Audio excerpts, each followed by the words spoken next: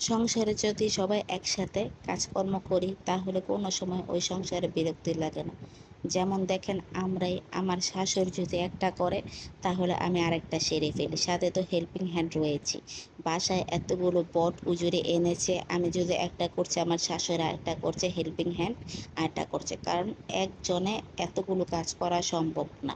করা যায় কিন্তু পরে কষ্ট হবে তার জন্য। আর অনেকেই বেশিরভাগ ভাবে মেয়েরা ছলনাময়ী, ছলনাময়ী মেয়েদের মনে কীটা চায় এটাও তো ভাবতে হবে। আমাদের ঘরে আমার শাশুড়ি অনেক সময় আমার মন না ছেলে কোনো সময় আমাকে ডাক দেয় না। আমি অনেক সময় এমনও সময় যায় সারাদিনও ঘর থেকে বের হই না, বুঝে ওই দিন মন খারাপ, এসে বলবে কি হয়েছে, কিন্তু বলে না যে এই কাজটা করতে হবে, এই কাজটা করতে হবে। মেয়েরা আটকায়, সংসার জীবনও আটকায়। আমার সংসার জীবনে আমার শাশুড়িকে আমি কোনো সময়ই দেখি নাই আমাকে এখানে যেতে পারবো না, এখানে যাব না। আমি যে কোনো সময়ে যে কোনো জায়গায় যাব কি না, ওটা আমার শাশুড়িকে বললে বলতো যাও। কোনো সময় বল নাই যাওয়ার দরকার কি, কেন যাইবো, এই জিনিসটা তো আছে। কোনো সময় আমার শাশুড়ি এগুলো বলেনি।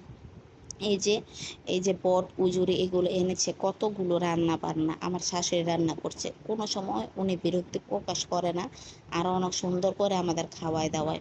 আমার যা যা করার দরকার আমি তা তা করছি।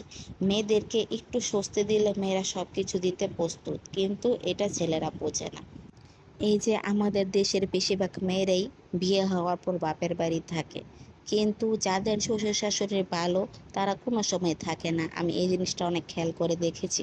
বা যারা লড়াই করতে পারে, অনেক অসহায় নারী আছে লড়াই করতে পারে না, আবার স্বামীও অনেক খোঁটা দেয়, তার জন্য থাকতে অসহ্য লাগে। মেয়েদেরকে একটু স্বাধীনতা দিলে, মেয়েরা তো সারাদিন চায় না বাড়ি থেকে বের হবে, একটু রেস্টুরেন্টে গেলে ওদের মন মতন কিছু কিনে দিলেই চলে।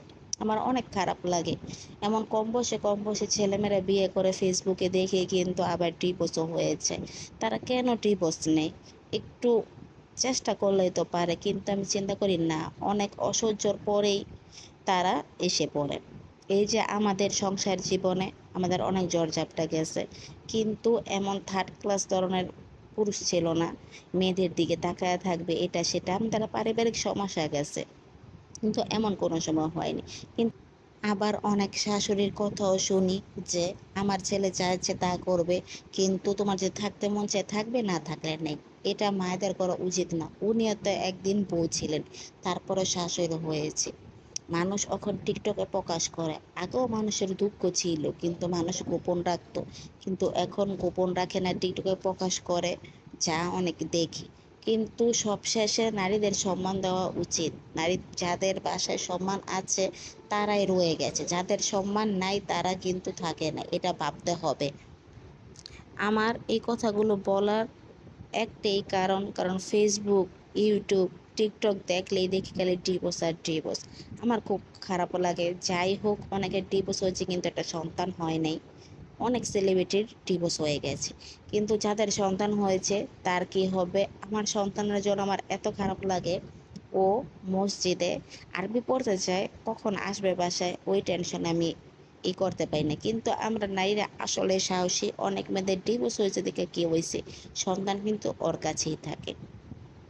কিন্তু এটা এটা অনেক ভালো ধারণা, ভালো কাজ করা। যাই হোক, কিন্তু এভাবে আর কতদিন? যেমন আধুনিক যুগ যেমন হচ্ছে, ডিভোর্স তত বাড়ছে, মেয়েদের সম্মান নাই, এটা সেটা কত দর্শন, এত কিছু। আমার দেখতে খারাপ লাগে। আমি মাঝে মধ্যে ভাবি, আমার যদি ছেলে সন্তান না হয়ে মেয়ে সন্তান হয়, তাহলে আমার মেয়ে সন্তানের সাথেও তো এমনটা হবে। আমার ছেলে সন্তানকে শিক্ষা দিতে হবে, মেয়েদের সম্মান দিতে হবে, আমার মেয়েকেও শিক্ষা দিতে হবে, ধৈর্য ধরতে হবে। আল্লাহ তোমাকে একদিন না একদিন তোমাকে সঠিক পরীক্ষা ভালো একটা ফল দিবেই। যে মেয়েরা ধৈর্য ধরছে তারা একটা ভালো ফল ঠিকই পেয়েছে। ও, যেখানে অনেক কষ্ট সেখানে সেখানে থাকাটা একেবারেই ঠিক না। যাই হোক, মেয়েদের সম্মান করুন। আপনার মেয়েকে যেমন সম্মান করেন, বউকেও সম্মান করুন। আর ডিভোর্সটা থেকে এড়িয়ে চলুন। সবাই সবার স্বামী বউকে নিয়ে সুখে থাকুন। আমার এটাই আজকে বলার কারণ। কারণ এই ডিভোর্স এগুলো দেখতে দেখতে আর ভালো লাগে না। সবাই ভালো থাকবেন, সুস্থ থাকবেন। আর আমার পেজটাকে ফলো করবেন, লাইক কমেন্ট শেয়ার করতে ভুলবেন না।